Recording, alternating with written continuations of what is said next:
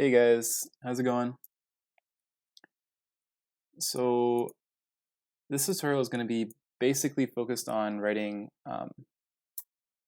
some more coding vat problems, some of the more complicated ones, and then after a short amount of time, we'll take them up. And then if you guys have any questions, we can take those up too. But I hope the first test wasn't too bad for you guys. I think the difficulty wasn't actually too bad compared to some of your assignment problems. So I was really happy that Professor Moore kind of went an easy, like not easy, but at least a bit easier than the assignment questions in that regard. And I hope the hints were helpful in the test prep. So with that being said, we can jump into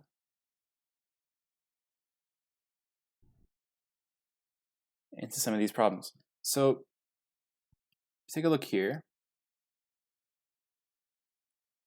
I've kind of got the plan for today set up, and here we can add question time.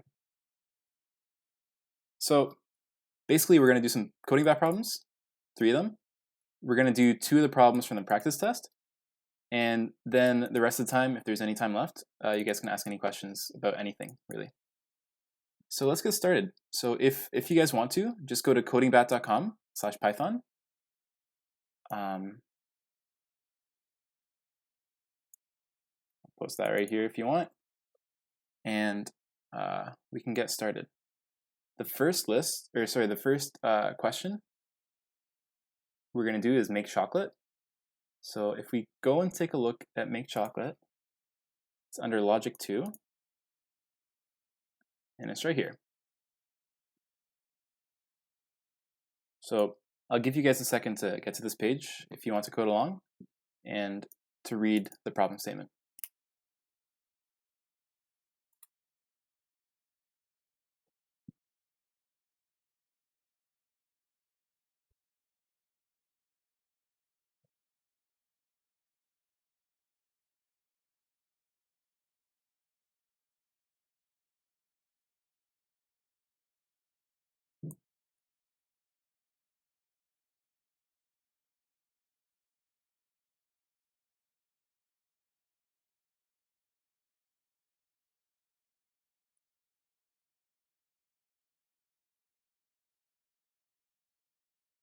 So yeah, if anyone hasn't read it yet, it's basically you're given a certain amount of kilos of chocolate that you want to make. It's like your goal.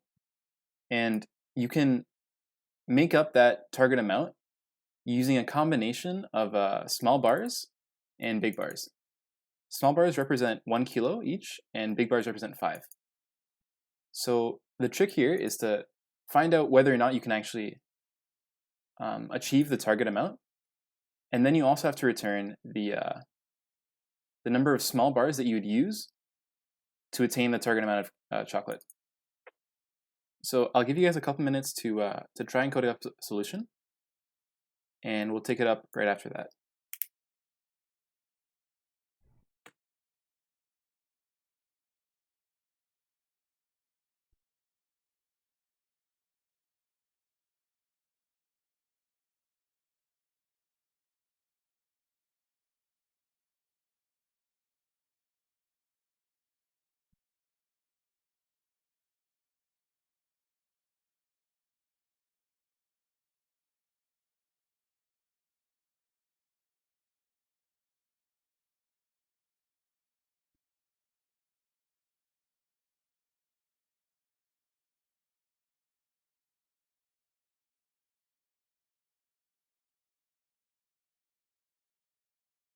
All right, I'll start coding up the solution, and if you're still working on it, you can keep working and not look, and once we're done, I'll take it up.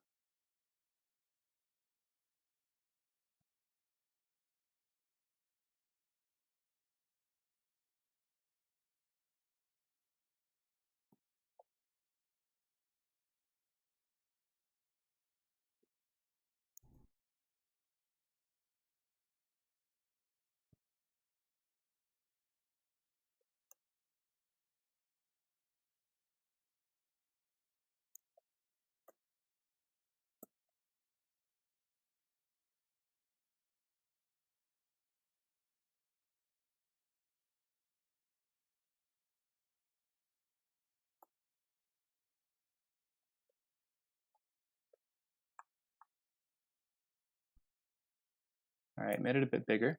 Cool. So I'm going to take it up now.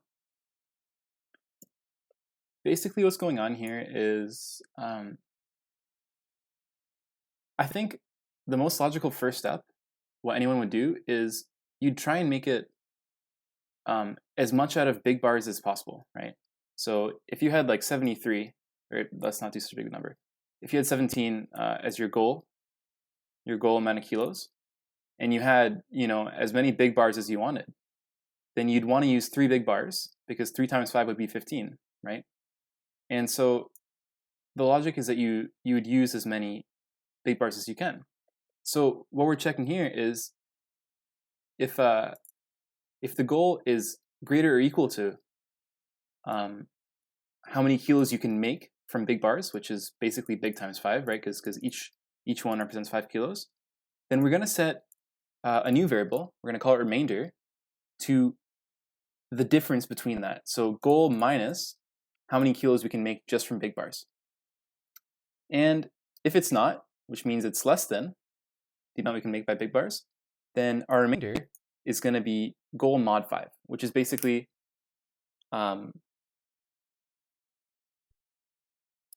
yeah, that would basically represent the remainder after dividing by 5, which is what our big value, our big bars are worth. And what the remainder is representing in these cases is the number of kilos that we'd have to make up using small bars. So that kind of makes sense here, because if you have enough big bars, then you can subtract, if the goal is bigger than how much you can make from big bars, then the remainder is just the difference. And if it's already less than what you can make by big bars, then it's just the difference between like that amount of big bars and the nearest multiple of 5, which is goal mod 5. And once we have that, where remainder is basically equal to the number we need to make by small bars, then we can just check to see if it's less than or equal to how many small bars we have. Since small bars are worth 1 kilo each, it's basically equivalent to saying small times 1. So we don't have to include that. And if it is less than the number of small bars we have, then we can just return that remainder. And that will work because we have enough small bars to return remainder. And if the remainder is greater than how many small bars we have, then we can't actually complete the problem. And the problem says that if we can't actually return the target amount of chocolate, then we're supposed to return -1. So that's what we do. And running this will give you good results. We pass all the test cases here. There's quite a few of them too. Any questions? You do be explaining. You do. Yeah, if there are no questions here, we can move on to the next coding bat problem.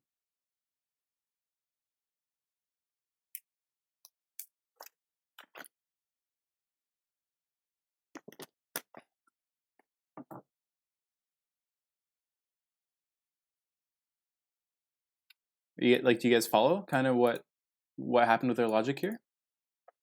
This problem really is kind of based around the logic. That's why it falls under the logic category of problems. So what's important is that you understand our decision-making process here and the control flow of the whole program.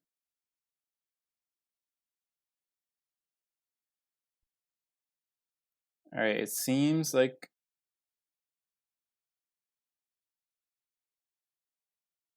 if you had 17 as your goal and 2 is big, does the code work? Well, it depends how many small bars you'd have, right? You didn't specify a number of small bars. If you had 2 big bars and you needed to make 17 kilos, 2 big bars can make 10 kilos.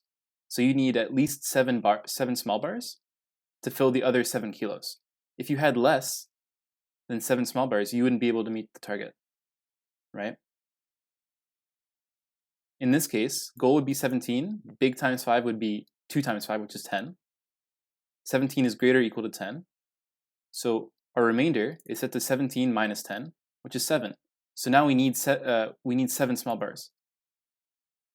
So like whether you return 7 or you return -1 is purely dependent on how many small bars you have. Cool? All right, we'll move on to the next question, which and what I'll do actually is I'll post all these solutions onto our Jupyter notebook. That way you guys can that way I can post them on Avenue afterwards and you guys can look at them later on. So the next problem we got is under string 2 and it's called XYZ there. So let's go there.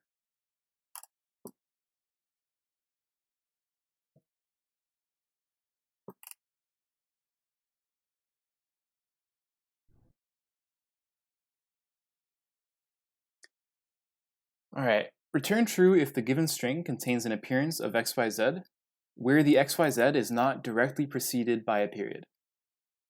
And it gives you a small example. For example, XXYZ would count as an appearance, but X dot XYZ would not count because there is a period that directly precedes the XYZ here. So I'll give you guys a couple minutes again to think of a solution, and I'll work on the solution. I'll work on my solution in the meantime.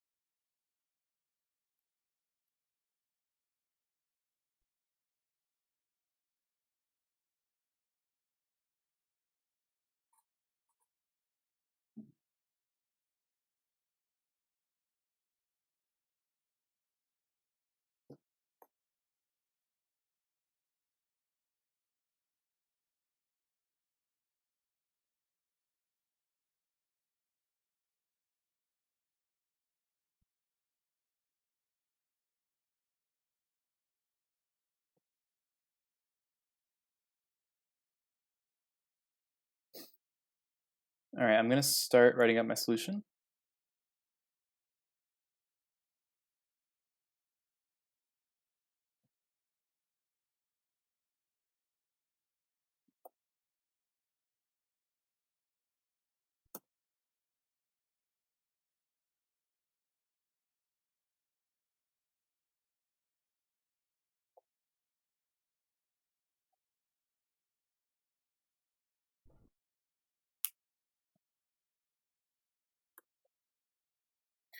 All right, so this is actually a good thing to follow along with. So if you're still coding your solution, if you could just come back to the stream and quickly look at what I'm doing, because I'm going to try and explain a certain thought process. So this would kind of be the naive solution, except we're obviously missing the fact that it can't precede a period. So we'd add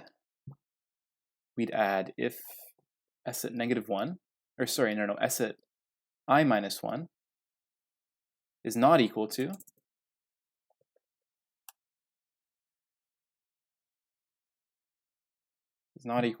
a period, and the substring from I to I plus 3 exclusive, right? So this is only going to go up to and including I plus 2, which would go to Y and Z, is XYZ. If we run this,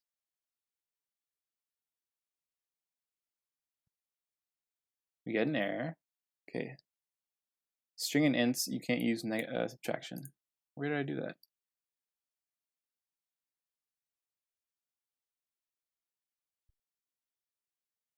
Okay. So let's rename the, I don't know why they named the input argument str, because that's a keyword in Python. It means like string. So I'm going to change that to s.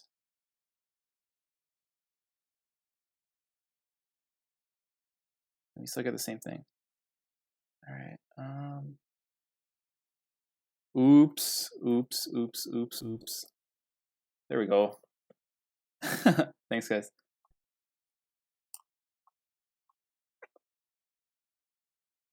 Okay, well, we pass everything. I didn't expect us to pass everything, because I thought we would be missing the fact where what if the very first one, can we like try a test case? Does that let us do that?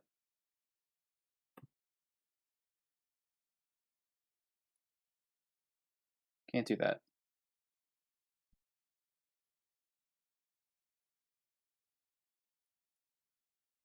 Okay, well, if it's dot xyz, then the first one,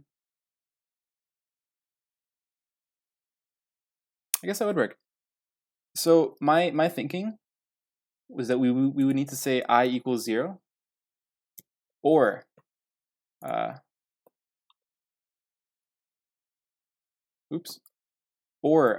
the character before the current character is not a period. And the reason I thought that was, if the period is the first character of the string, then you wouldn't really be able to check behind it because it's the first character. So this would go all the way to like I being 0 would become s at -1, which is the last character of the string. Anyways, this also works, but I'm not sure if that's because of a lack of test cases or if I'm like missing something in logic. But that's kind of the general idea, is that as soon as we find one instance where these conditions are met, then we can return true, because our string contains an appearance of xyz where it's not directly preceded by a period. And if we go through our entire loop without ever returning true, without ever meeting these conditions, then we can return false because we haven't found one.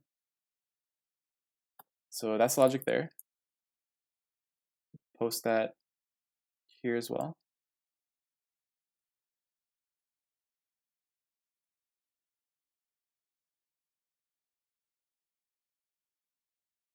Can move on, unless anyone has questions.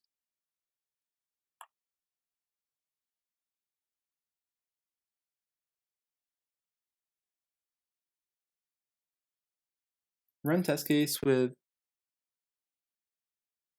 xyz period. Okay, yeah, let's do that here. I think we need to fix the tabbing. But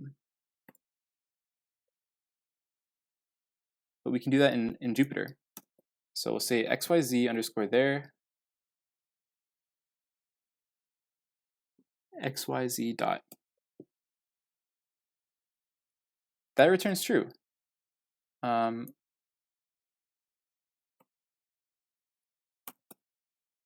Cool. All right, thank you, Marvin. So did they miss that? Did they miss that test case?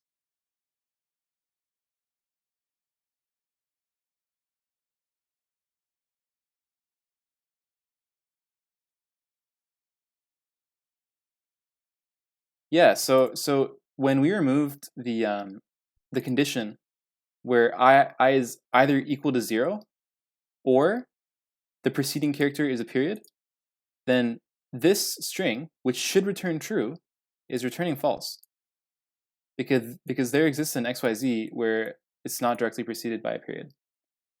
So I think they might have actually missed a pretty important test case. So we'll put that back in.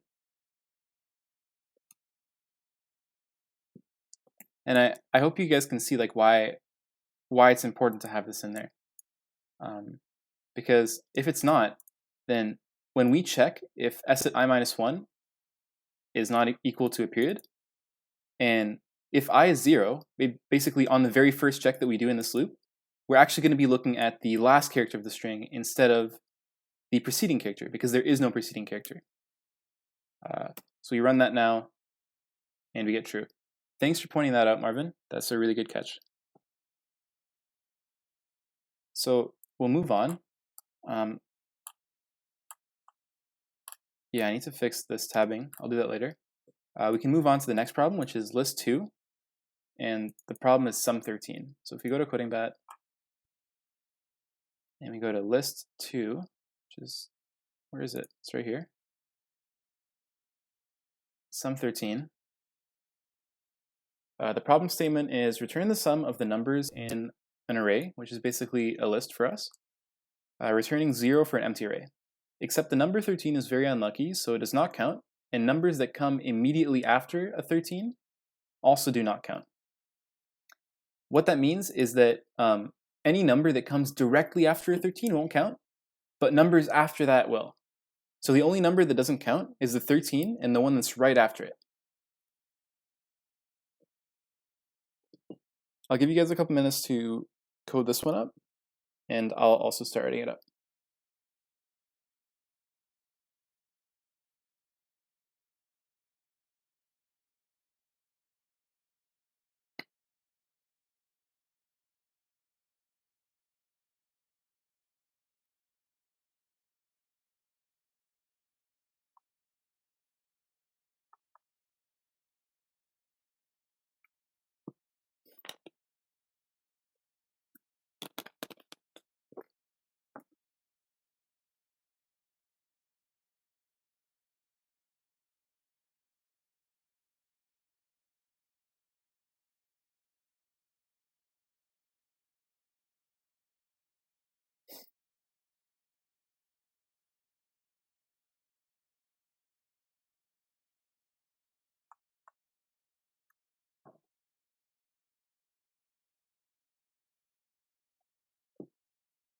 All right, I'm going to start.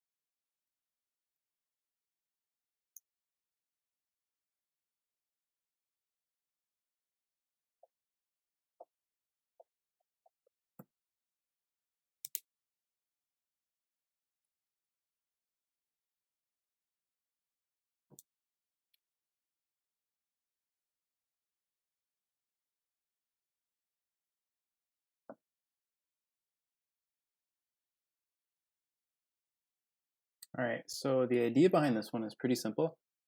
I decided to use a while loop because I think a while loop is easier in this scenario than a for loop, and I'll explain why. You want to, okay, so first off, I'll go over why you wouldn't use a for each loop. I wouldn't use a for each loop here because in any kind of problem where you want to compare like where the index matters, for example here, because the index matters because we want to compare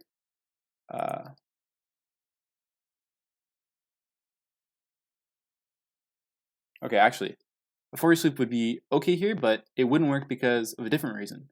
We want to increment I by 1 if we don't find, or sorry, if we find that the current number is a 13. The reason we want to do this is because we basically want to skip ahead by 1. Or at least that's the way that I kind of thought of the problem. Because you obviously don't want to count a number right after a 13.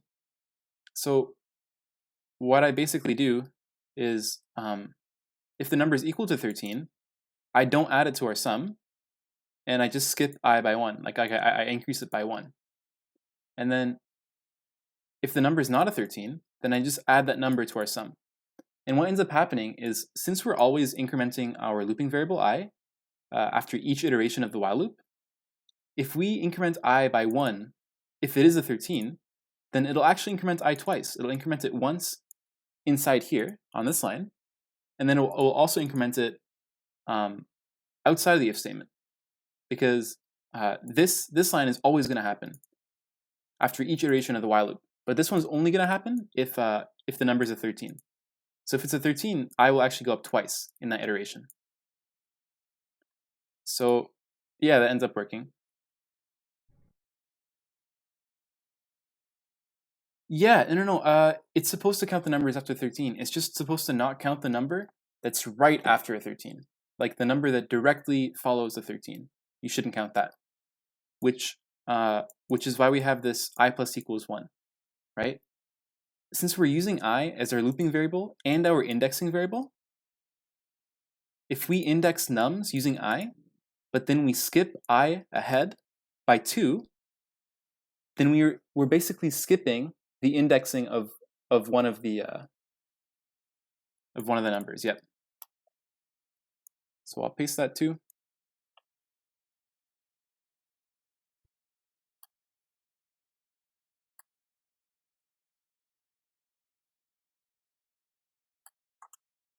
We'll save this.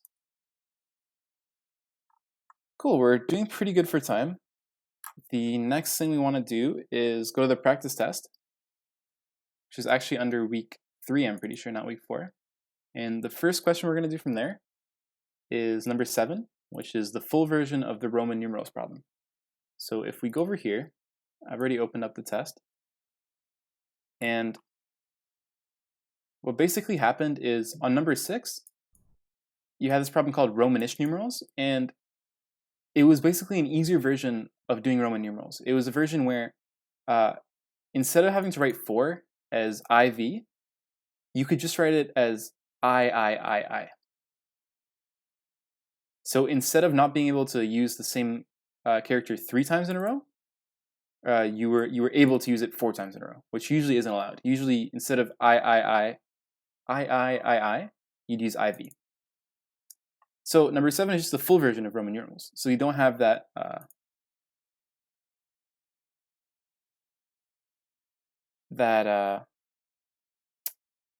easy, like it's the opposite of a restriction.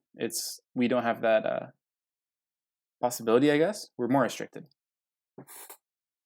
So write a function that converts an integer to its true Roman numeral representation. And the function is going to be called Roman n that takes in an integer and returns a string representation of the Roman numeral. Try to use lists or dictionaries. And it gives you some examples here of what your thing should output.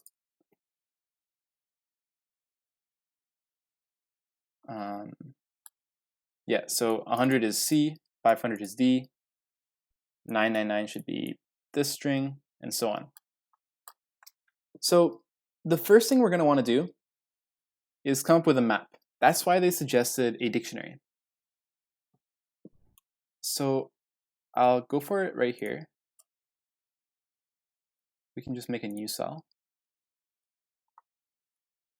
And let's make our function, Roman n. And first we'll call this number map. And basically what we're going to do here is we're going to make a dictionary that maps every integer to like every main integer to the Roman numeral that it represents. So for example, we'll start off with 1,000, which I think is the biggest one. And we'll map that to M.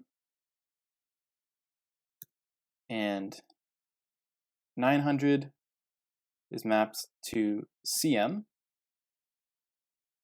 Basically, the idea here is anything like a 9 or a 4 has a special representation because it's like it's done in kind of like a weird way where, like for example, 4 is IV, which is different than anything else because with normal Roman numerals, other than like 4s and 9s and 40 and 90 and 400 and 900, you basically keep on adding. So like you'll have a 5 plus 1 plus 1 plus 1 is like VII, which is like 8.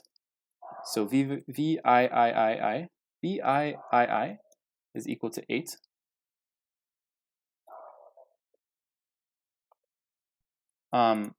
But the weird ones are these ones, where it's like IV is equal to 9, or 4, sorry. Because we can't just regularly tack on and add on to a string in that case. We'd have to like add it on backwards, which gets really confusing. Especially when you want to do things in a systematic way, where you're looping forwards every time. So to make life easier for ourselves, we're just going to add those weird ones to the dictionary. And that way we don't have to think about them. So we'll keep on going. We have 500 is equal to D, 400, right? That's one of the special ones, is equal to CD. 100 is equal to C. 90 is another special one. I think that's XC, right? C is 100 and X is 10. Then we have 50, which is just L. We're going to have 40, which is XL. 10, which is X. 9, which is IX. What's after that? We have 5, which is V. 4, which is IV.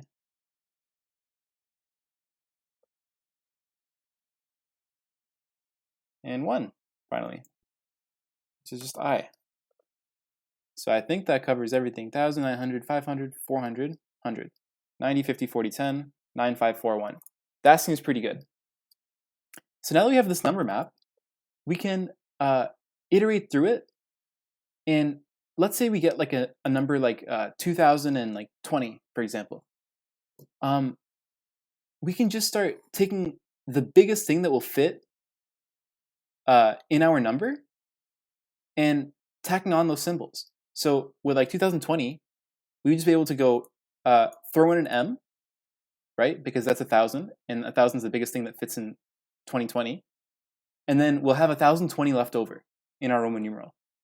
So we can just tap on another M, because we're basically looping, and it's the same thing. Find the biggest one that fits in. So now we'll have 2020. So we'll have M, M, and then we've got 20 left over. So we'll just take 2 10s. So it'll be XX. And that will be 2020. That's the idea. So what we can do is the idea is that after we throw on an M, after we tack that onto a result string, we're going to subtract 1,000 from N. That way we can use N to keep track of what we still have left to add to our string, if that makes any sense, right? So I'll just code this up, hopefully, and it might make more sense. But the idea is that we're going to keep looping as long as N is greater than 0. Because if it's greater than 0, that means that we still have more to add on, right? We still have more Roman numerals to add to our string. And as long as that's true, we're going to loop over every single element in number map. And for every element in number map, we want to add that on as long as we can fit it on. So for example, in 2020, we could fit on 2 1,000s. So when we're iterating over the number map and our first thing is 1,000, well, can 1,000 fit in the number? Yes. And the thing is, as soon as we find out that it's yes, we don't want to skip past. We want to add another 1,000. So what we really have to do is we have to keep on adding 1,000s until our N can no longer fit 1,000 in it, which we can do with a while loop. We can say while N is greater or equal to I, we're basically going to add onto a result a number map at I, which is the value that like the Roman numeral string that corresponds to that I. By the way, for I number map, this I represents the keys of the dictionary. Whenever you iterate through a dictionary, by default, you're always iterating over the keys. So I will be one of these numbers, and number map at I will be the corresponding Roman numeral. So we'll tack on that string to a result, and we'll also subtract from our N the value of I, right? So our 2020 will go down by 1,000 when we tack on an M to a result string. And that should be it. We can return our results here.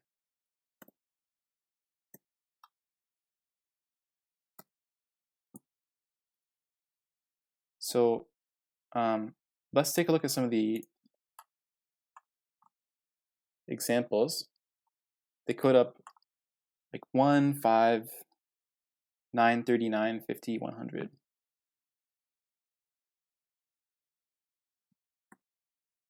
So we'll say print Roman 1. We'll copy this. So like 5, 9, what else we got? 39, 50, 100.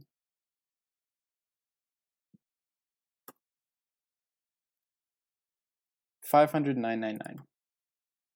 And we'll quickly see if we're right. So we have I, V, Ix, XXX, Ix. We have I, V, Ix, the same thing. And then LCD, CMX, CIX. LCD, CMX, CIX. So it works, and it really does make sense that this would work, because it's a very systematic logical approach, where we just go one by one, and we keep on adding numbers to our string or symbols, as long as we can fit the corresponding number into our input. Does anybody have any questions on this function? It can be a question about the logic, it can be a question about the Python syntax we use, the dictionaries, the loops, anything, or even the output.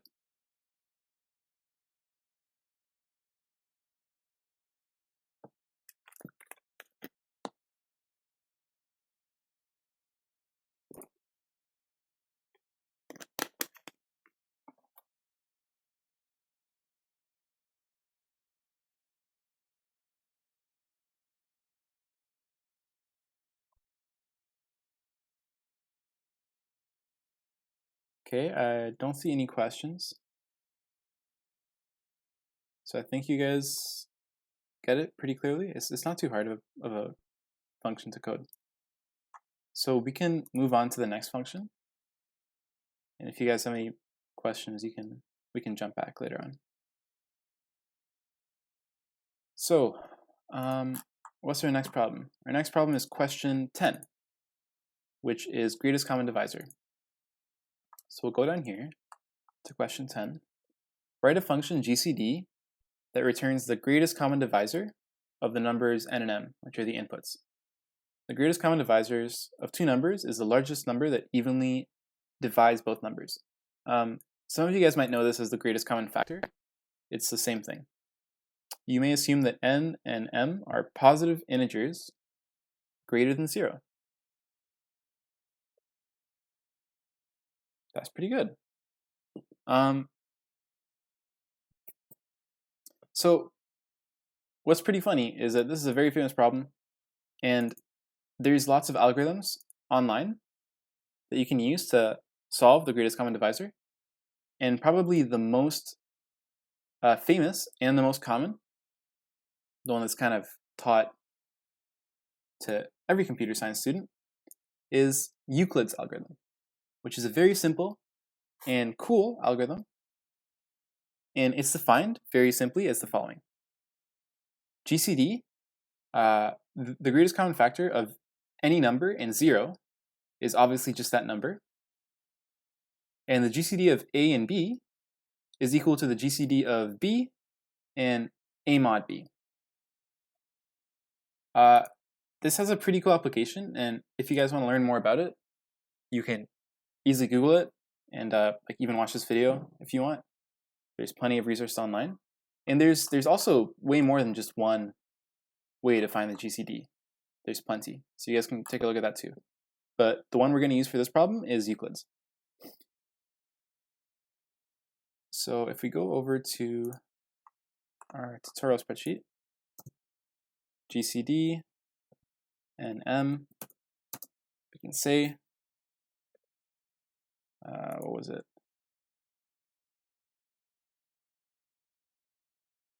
Right. So if M is equal to 0,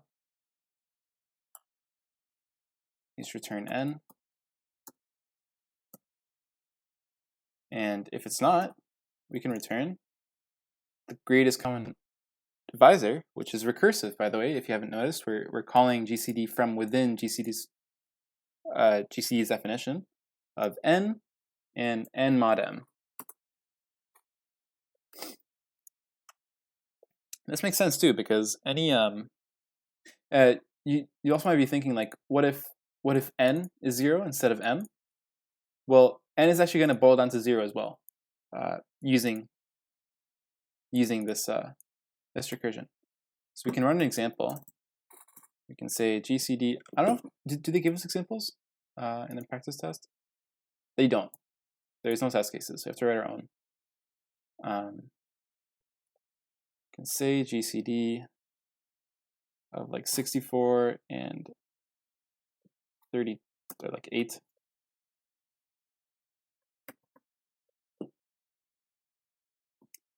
(17) and 2, 0 and 8,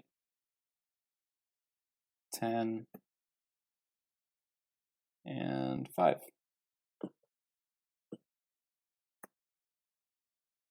So 8 is the largest common factor here. 1 is the greatest common factor here because there's no number greater than 1 that evenly divides these two numbers.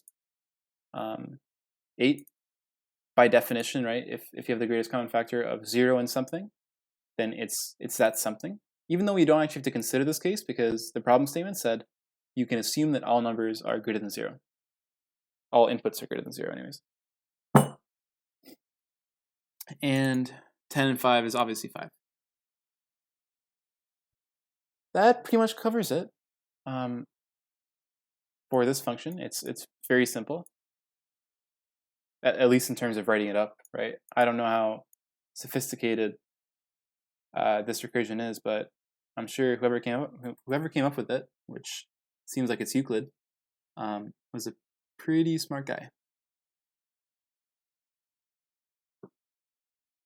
So we'll save that. If anyone has any questions about this function or any of the previous functions that we've coded up, feel free to ask now. If not, then we can just start taking questions on anything else that you guys might want to go over, because the tutorial content is basically over.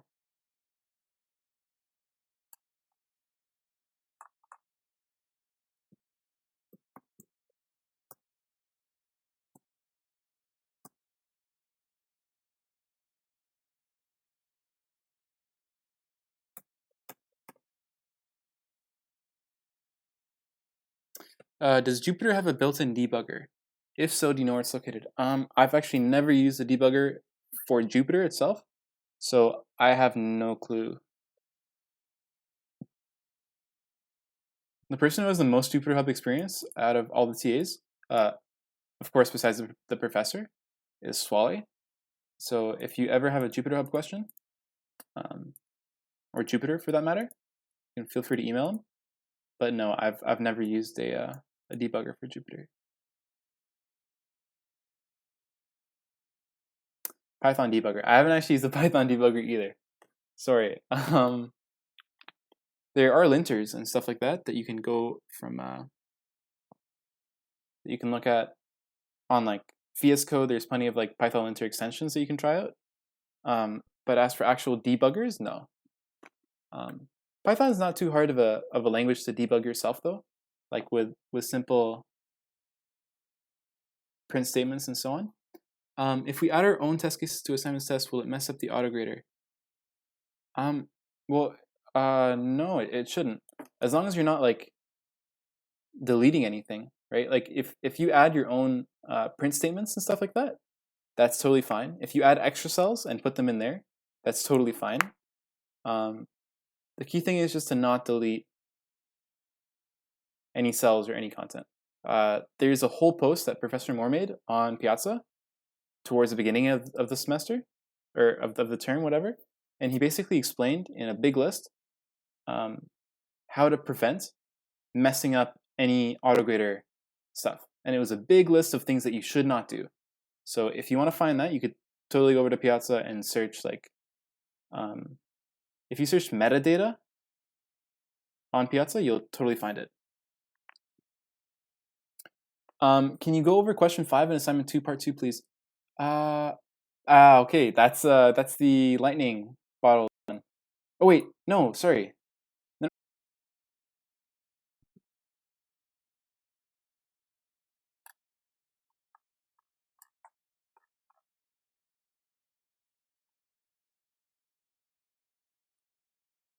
Oh, okay. All right. I see what assignment 2 part 2 is. So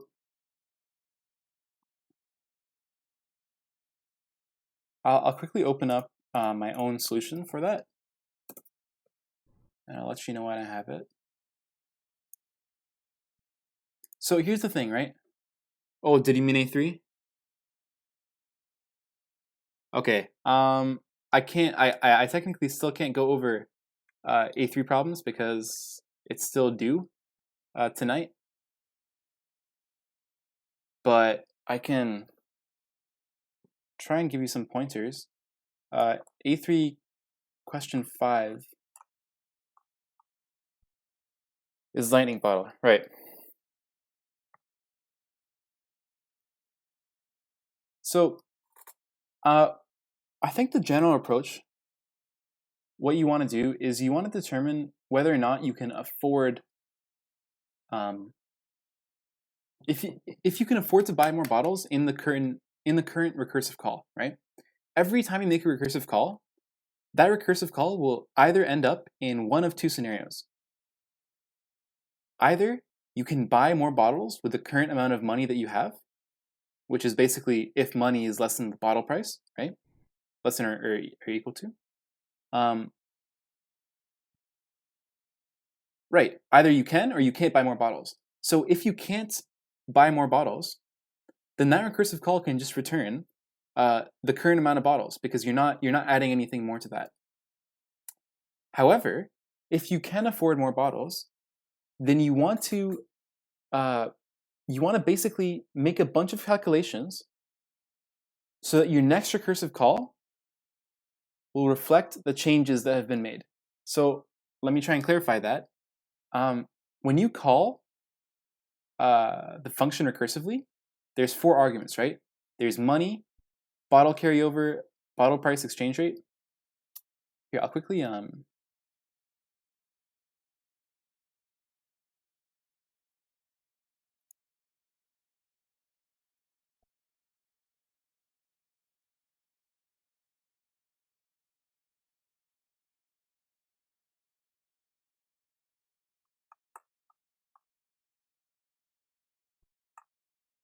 so there's these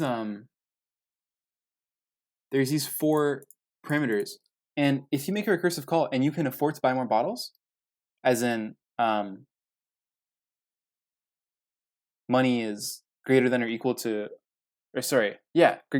greater than or equal to price, then you need to basically make calculations so that these parameters, the next time you call that function, are correct, right? So for example, things like money is going to go down, right? Because if you can afford to buy more bottles, then you can obviously afford to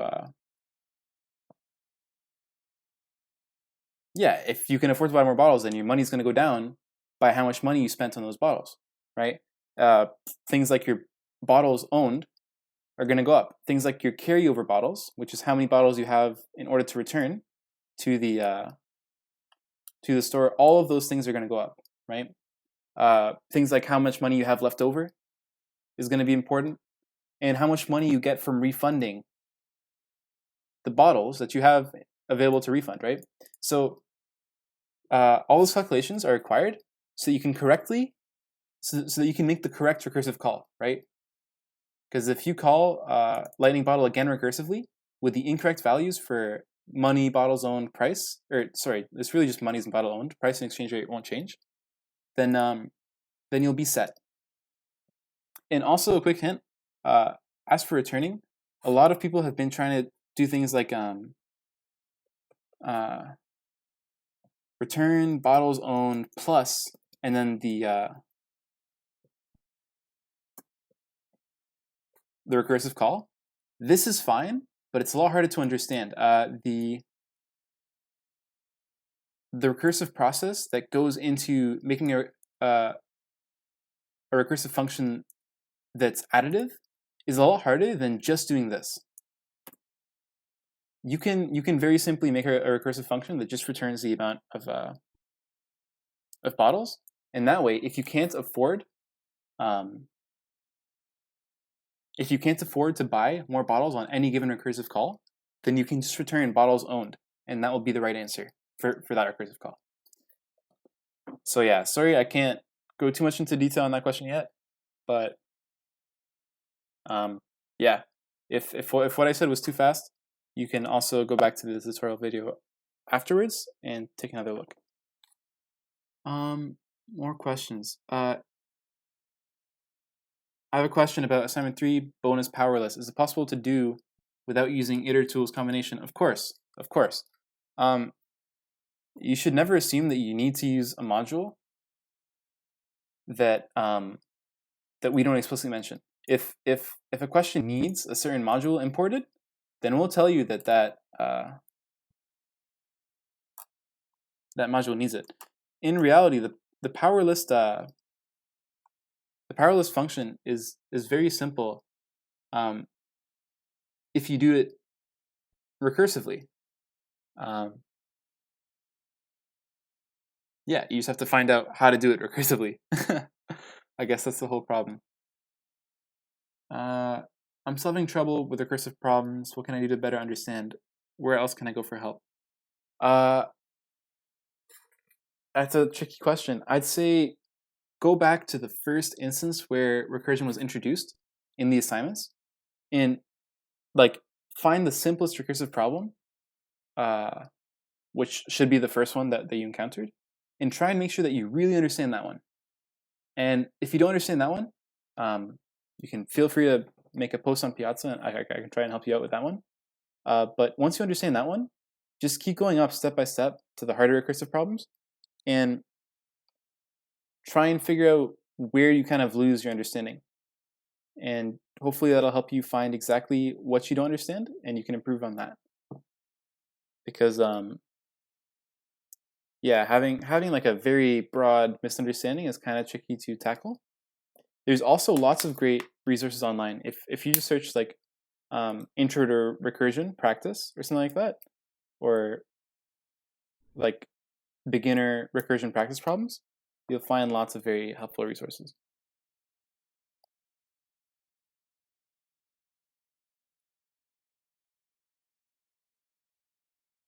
All right, any other questions?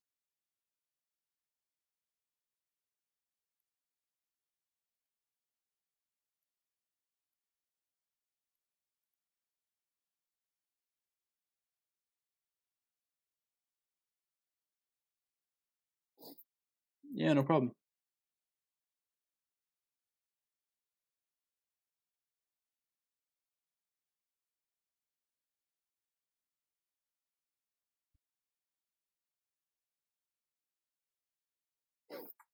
Yeah, no worries. No worries.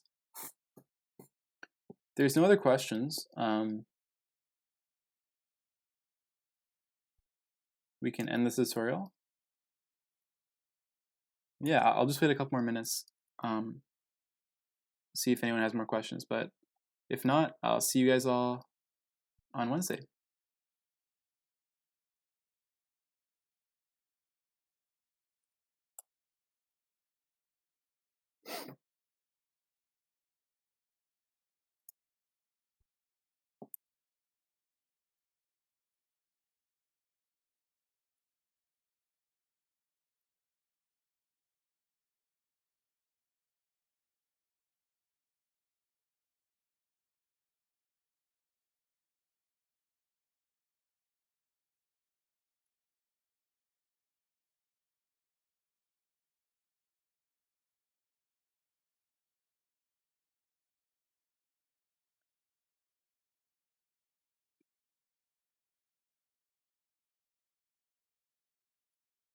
All right, looks like no more questions.